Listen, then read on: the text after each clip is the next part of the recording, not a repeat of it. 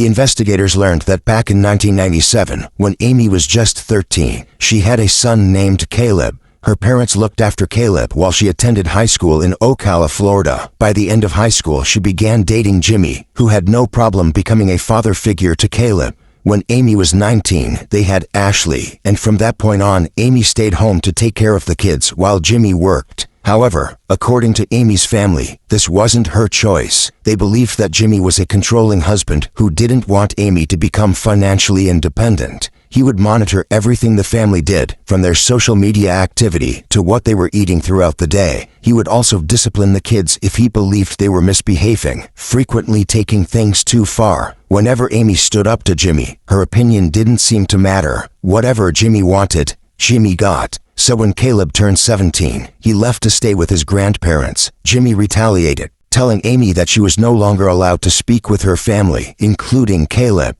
One of the last times Caleb saw her was at his high school graduation a year before the incident. But other than that, Amy had minimal involvement in Caleb's life. All of this evidence was extremely damning for Jimmy. It wouldn't be a surprise if an abusive and controlling husband tried to murder his wife. But if the police wanted to bulletproof their case against Jimmy, they needed to answer one big question. What was Jimmy's motive? Unfortunately, before the investigators could answer this question, they received tragic news. On September 17, 2018, after being unresponsive for 3 days, Amy was taken off of life support and pronounced dead. With a possible homicide now on their hands, the authorities pressed on with their investigation. They decided to look for answers in Amy's cell phone. In her text with Jimmy, his controlling behavior was on full display. He had somehow been tracking Amy's every move. He would frequently text Amy her exact location and ask her why she was there. Despite all of Jimmy's torment, Amy seemed completely fine in her other conversations. The